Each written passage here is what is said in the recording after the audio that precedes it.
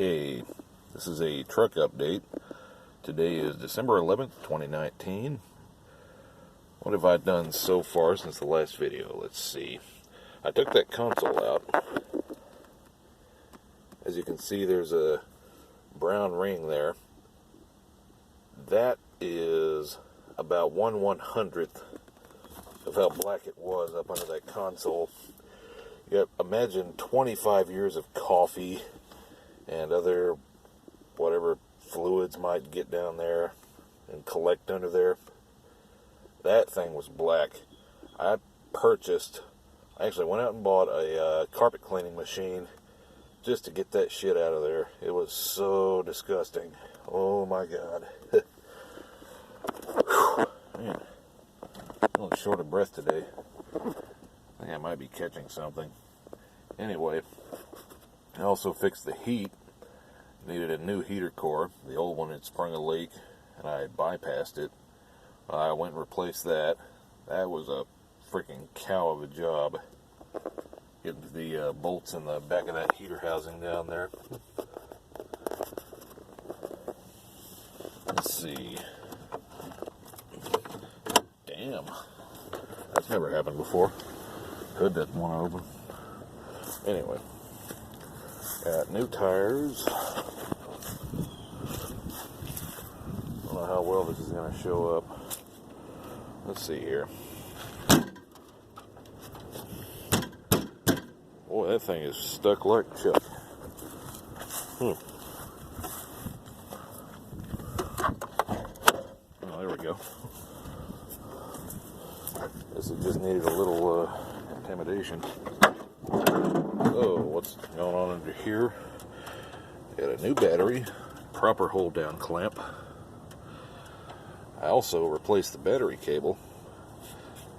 It turned out all my starting and various niggling electrical issues were being caused by the original battery cable. The main power lead that came off of the main battery cable, the positive battery cable, the main lead off the main cable. Anyway, I digress. It was a 10 gauge wire, which is too damn small for this truck. It came down here, and about at this point up under the heater hose here, it had corroded through. There was just one tiny filament of wire left over. How that was able to run anything is beyond me, but whew, the truck must have run for some time that way. I had no idea. So anyway, I made a brand new battery cable here with a good old 6 gauge wire going to the alternator here. And another one going straight across up under the air box to the junction box there. It works 10 times better than the original cable ever did. And for whatever reason, this is completely unfathomable to me. GM routed that accessory lead down here, along with the starter cable here, down past the exhaust manifold, up behind the engine, up here back of the air cleaner, down across into the junction box there. That thing was about 7 feet long, a 10 gauge cable, which makes no damn sense to me. So it's about 3 feet of 6 gauge cable, which needless to say, my accessories, fuel injection, ignition system, they are much happier. And there's less current draw, and there's less load on the alternator than there was before. Brake fluid, I went and changed that out. I didn't change it out again. I did it the lazy way, and I just dumped the old fluid out of the reservoir and put new fluid. I'm going to do a complete flush. I also did a Jeep XJ shaft. Don't let that fool you up there. That is solid. It's not going anywhere. It is press fit so tight on there I can't pull it off. But yeah, that's it's not exactly the correct steering shaft. Well, quote, correct for this application. I ended up having to grind down the inside of the coupling up there to fit on the end of the steering column. So yeah, it is, I had to beat that thing on there to get it on there. It was just about impossible. It hasn't come off in months now, so I'm not it hasn't moved a millimeter in months, so I'm not concerned at all about that. Let's see, got a new belt. What else we got here? Oh yeah, I did a complete rebuild of the throttle body. It turned out my misfire issue was not caused by a leaky injector. The original 25-year-old fuel injector was in fact perfectly good. What had happened was, where the injectors go in under here, there's an O-ring on the bottom, and for whatever reason on this side, the O-ring had just deteriorated, and it was just leaking out of the bottom of this here fuel injector. So I did a complete rebuild on that, and while I was in there, I found that inside the throttle body, the passage for the PCV valve had become completely clogged with hard, crusty oil deposits. So I cleaned that out, and let's see, and as a result, it runs a lot smoother. As you can see, nice and shiny, looks brand new. When I ground this plug out so I could get to the idle adjustment screw. I don't know why they plugged that off. Keep people, knuckleheads like me, from hurting the engine, I guess. I ended up busting the fittings off of there trying to get that thing out. They were just so completely stuck. There was no way I was going to get those out of there. But that works just fine. It's not really all that much higher pressure than a carbureted system, so rubber lines there are no big deal. In fact, the original lines are rubber down up under the motor there, so it's not a big deal at all to have rubber lines there. Okay, moving right along. I got a master bushing kit of energy suspension polyurethane bushings for the entire truck.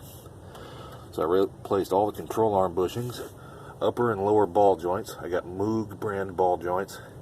Don't ever get the cheap $25 ball joints unless you're just trying to get rid of the truck, because they will not last you worth anything. Got a weird little coolant. I've always had this weird coolant leak from the thermostat housing. I mean, it's completely smooth. There's no pits on the top of the intake or under the thermostat housing. So, I don't know what that's about, but it's always been just seeping out of there ever since I've owned this truck.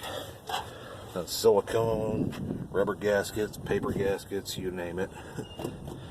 If anybody has a suggestion on how to solve that, I'd love to hear it. But anyway, I've also done all the body bushings. I don't know how well you're going to be able to see this. Probably not well at all. But that's a good old polyurethane bushing under there. I did the pitman arm.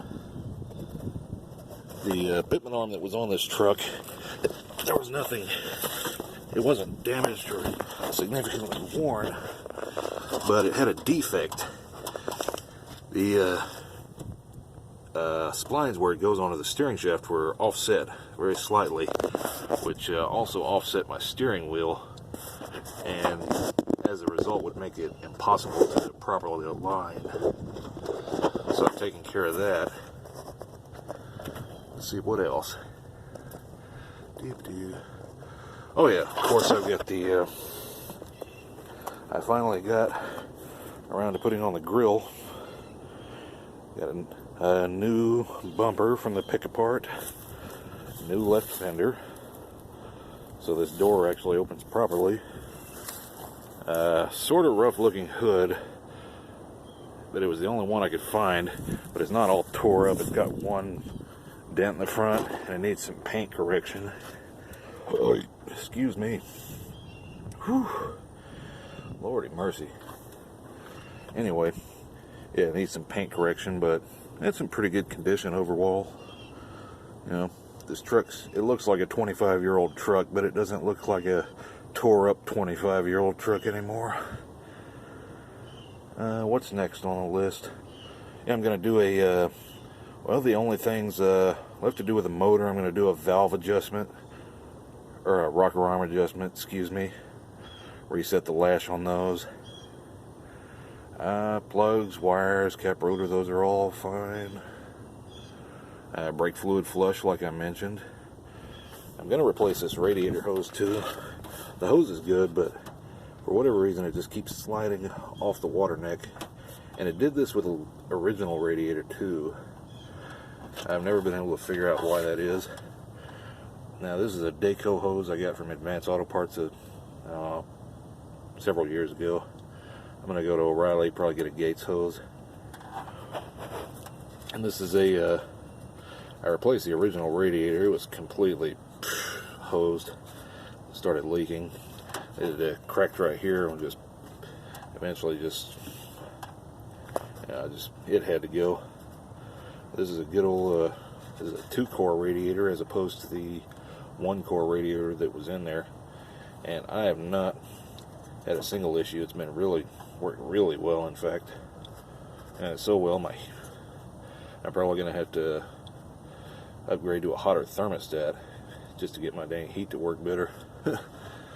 Now, what I'm also considering doing is doing away with the clutch fan here and going with an electric fan out of, say, a Crown Victoria or similar. I read on the internet that those are really good and they work extremely well, even if you do a lot of towing and stuff, which I don't really do, so that wouldn't be a problem. It'd get me some more gas mileage and a little more horsepower for whatever that's worth on a TBI motor. Oh yeah, speaking of that, I do plan sometime in the future to upgrade to Vortec heads, a 4-barrel carburetor as well, and possibly a roller cam if I go through this whole motor, which I may or may not do. I mean, the motor's in pretty good shape. It's just, you know, got the standard, you know, it looks like a 25-year-old engine, but it hasn't even got 150,000 miles on it. And as I said in the previous video, I do plan to go manual transmission on this T56, possibly.